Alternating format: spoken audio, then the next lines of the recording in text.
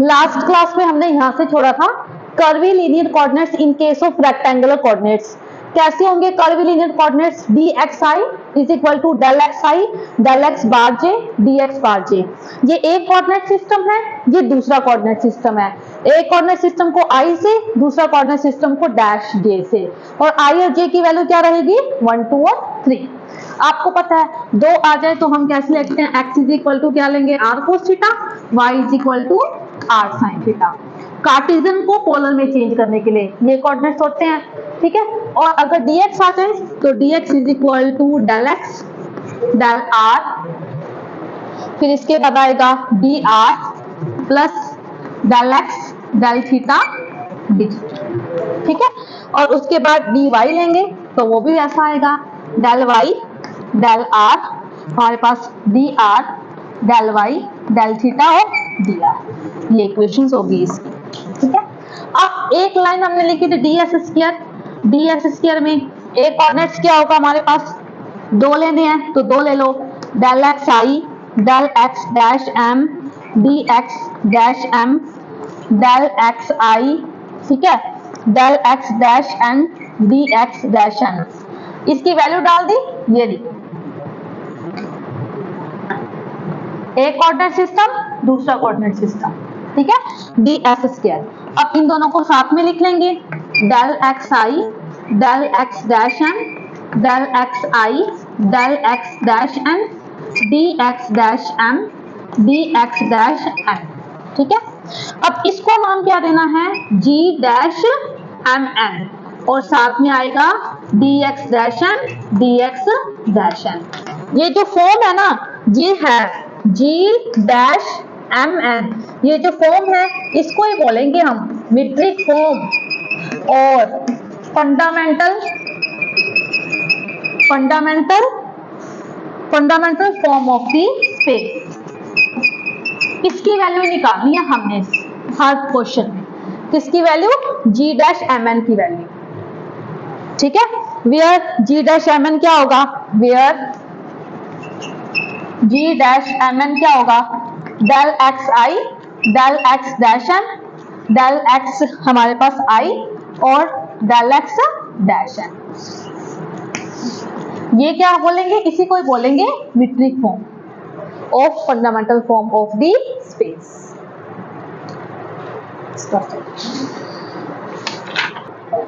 एक मिनट रुकना।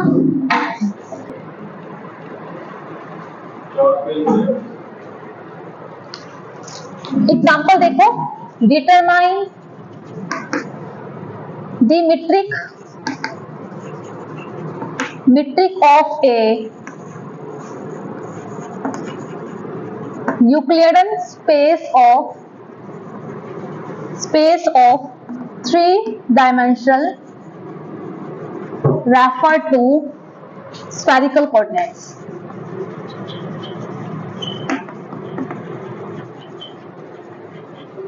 Spherical coordinates. The metric in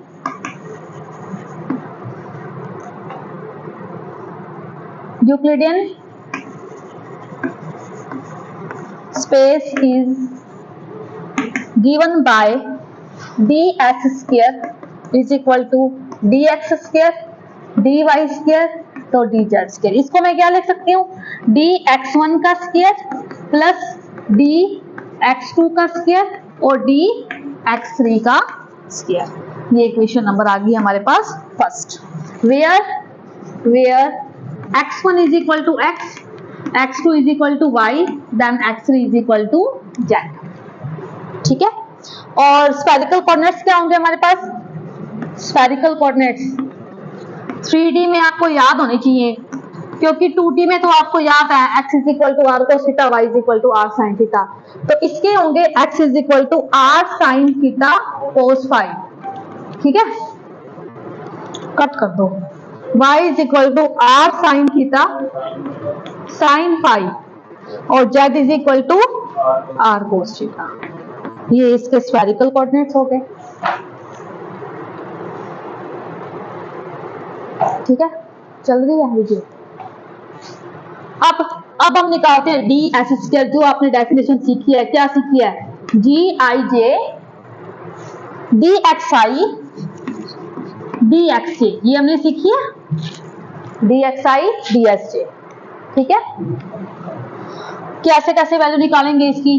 ji one one D X one D, हमारे पास D X one D X one, फिर क्या निकालेंगे? G one two D X one D X two, फिर G one three D X one D X three, फिर इसके बाद plus G two one D X two D X one, फिर G two two D X two D X two, फिर G हमारे पास two three D X two D X three, plus G three one D X three D X one, G three two D X three D X two, G three three D X three D X three. आपको पता है G one one की value 1 होती है, जी two to की value 1 होती है, जी three three की वैल्यू 1 होती है, बाकी सब की वैल्यू किसके बराबर होगी? 0 के बराबर। तो इसका आंसर क्या आएगा मेरे पास? हमारे पास G one one D X one का square, G two two D X two का square, G three three D X three का स्क्वायर, और इसकी वैल्यू क्या होगी? 1।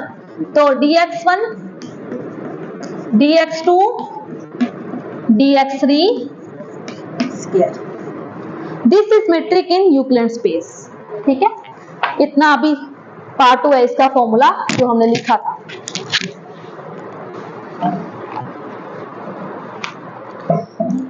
अब ये एक कोऑर्डिनेट हुआ है dx वाला, दूसरा कोऑर्डिनेट देंगे बार वाला। तो बार की डेफिनेशन कैसे लेंगे? G R dash S is equal to del X I del X bar R del X J del X S और जी आई जे। ये डेफिनेशन है इसकी। ये क्या है? ये हमारे पास है set G R S bar be the metric tensor, be the metric tensor in spherical metric। मुझसे पूछा क्या है? स्फेरिकल ही पूछा है, स्फेरिकल मेट्रिक। मान किसका निकालना है? G बार R S का। ये हमें पता है, G11, G12, G13 इनकी वैल्यू हमें पता है। हमें मान किसका निकालना है? G बार 11, G बार 12, G बार 13, G बार 21, 22, 23, 31, 32, 33। पहले हम क्या करेंगे? इसका निकालेंगे, R और S की जगह मान रखेंगे। G11 तो यहाँ 1 आएगा, यहाँ 1 आएगा, फिर यहाँ पे IJ लिखेंगे, फिर इसको खोल दो, 1 1 1 2। ठीक है, इस तरीके से 1 3 2 1। तो इसके कितने कंपोनेंट बनेंगे? 9, जिसमें से हमारे पास रखेंगे कितने हम? 3 ही, क्योंकि G11 की वैल्यू 1 होती है, G22 की वैल्यू 1 होती है, G33 की वैल्यू 1 होती है। यहाँ पे G12 आएगा वो 0, ठीक है, तो G13 आएगा वो 0, क्योंकि इसके अंदर हमने किया था ये काम। ठीक है,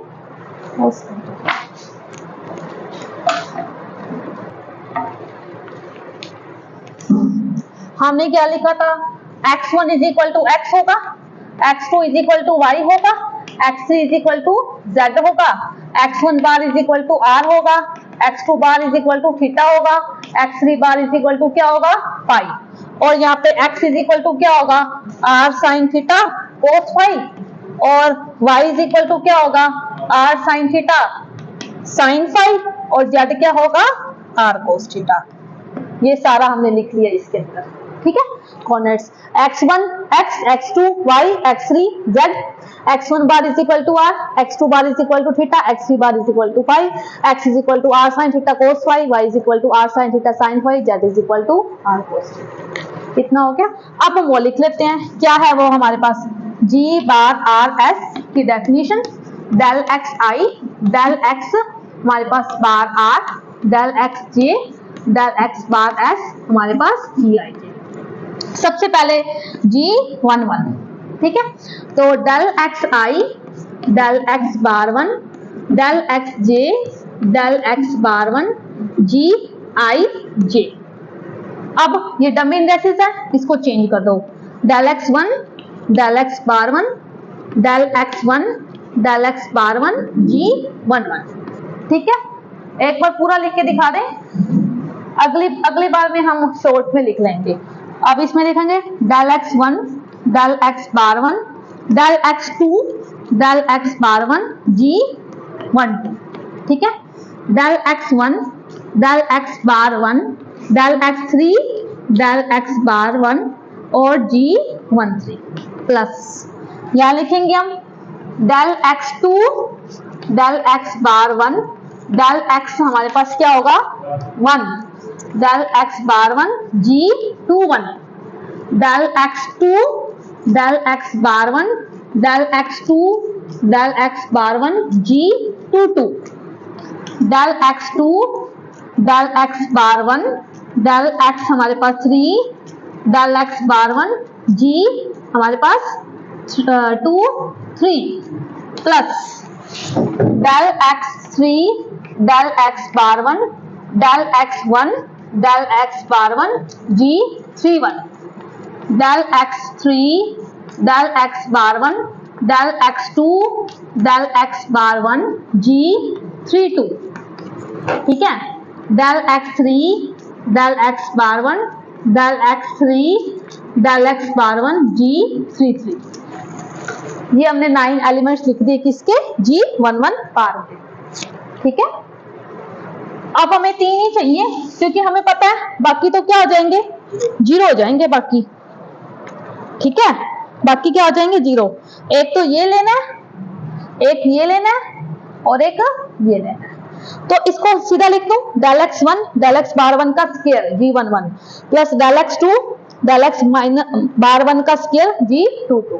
ठीक है, इसको हम लिख लेंगे सीधा, हमारे पास आ जाएगी।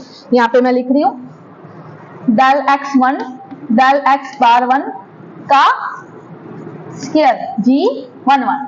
आगे क्या लिखो del x2 del x बार 1 का स्क्वायर g22 और आगे del x3 del x बार 1 का स्क्वायर g33। इसका मान क्या होगा 1, इसका मान क्या होगा 1, इसका मान क्या होगा 1 और इसका मान क्या होगा del x1 का x और x1 बार का r। ठीक है, और इसका क्या होगा del y del r और इसका क्या होगा del z del r। ठीक है, x कहाँ है ये रहा, इसका r के विद रिस्पेक्ट करो पार्शियल, तो साइन थीटा कोस फाई का स्क्वायर, इसका करो साइन थीटा साइन फाई का स्क्वायर और इसका करेंगे तो कोस थीटा का स्क्वायर। ओके, इसको खोल दो sine square theta cos square phi, sine square theta sine square phi cos square theta. इनमें से कॉमन क्या है साइन स्क्वायर थीटा, अंदर क्या बचेगा cos square phi plus sine square phi plus cos square theta. इसका मान कितना आ गया 1, साइन स्क्वायर थीटा बचा कोस स्क्वायर थीटा, इसका मान कितना आ गया 1। तो g बार 1 की वैल्यू कितनी आ गई 1, ये अभी 1 आया। ठीक है, समझ आ गया कुछ, ये किसकी वैल्यू आई है g11। ये याद होनी चाहिए आपको x1 x2 x3 x1 बार x2 बार x3 बार x y z की वैल्यू grs की वैल्यू, बाकी फिर क्या करनी है वैल्यू पुट करके पार्शियल डिफरेंशिएशन ही करना है और कुछ नहीं करना। ठीक है,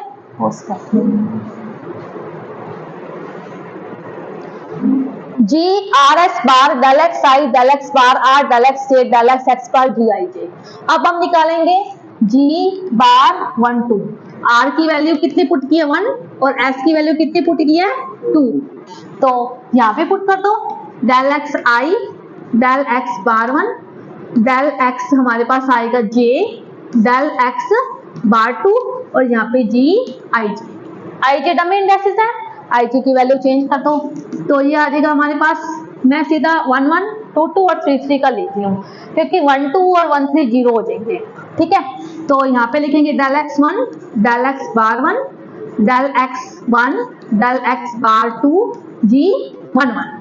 ठीक है, del x हमारे पास 2 del x bar 1, del x2, del x bar 2, g 2 2, del x3, del x bar 1, del x3, del x bar 2, g क्या आएगा 3 3। अब इसकी वैल्यू रख दो, del x r, del x del theta 1, इसका मान 1, del y और यहाँ पे क्या आएगा r, del y यहाँ पे क्या आएगा theta plus del z, del r, del z, del theta. ये मान रखती है सारे। x का r के विद रिस्पेक्ट करेंगे तो क्या आएगा बताओ, साइन थीटा कोस फाई, और x का थीटा के विद रिस्पेक्ट करेंगे तो क्या आएगा r cos theta cos phi, plus y का r के विद रिस्पेक्ट करो sine theta sine phi, y का थीटा के विद रिस्पेक्ट करो r cos theta sine phi. ठीक है, z का r के विद रिस्पेक्ट करो कोस थीटा, और z का थीटा के विद रिस्पेक्ट करो तो कितना आएगा माइनस r साइन थीटा। ठीक है, तो हमारे पास इसको मल्टीप्लाई करो, क्या आ रहा है r और साइन थीटा कोस थीटा और कोस स्क्वायर फाई, और यहाँ पे r sine theta cos theta sine square phi minus r sine theta cos theta. इन दोनों में से कॉमन क्या आ रहा है r sine theta cos theta, अंदर क्या बचेगा cos square phi plus sine square phi minus r sine theta cos theta. ये 1 हो गया, r sine theta cos theta minus r sine theta cos theta 0, g bar 1 2 की value कितनी आ गई 0। समझ आ गया आपको? तो ऐसे ही आप 9 कंपोनेंट खोलने हैं तो 9 खोल देना। मैंने आपके सामने 3 खोले हैं क्योंकि उसकी वैल्यू 1 1 ही होती है, फिर इसके मान रख दिए, इसका पार्शियल डिफरेंशिएशन कर दिया। ठीक है, अब कल से हम 1 3 और 2 3 और नेक्स्ट क्लास में आगे के मैट्रिक्स स्पेस निकालेंगे स्फेरिकल कोऑर्डिनेट्स के। ठीक है।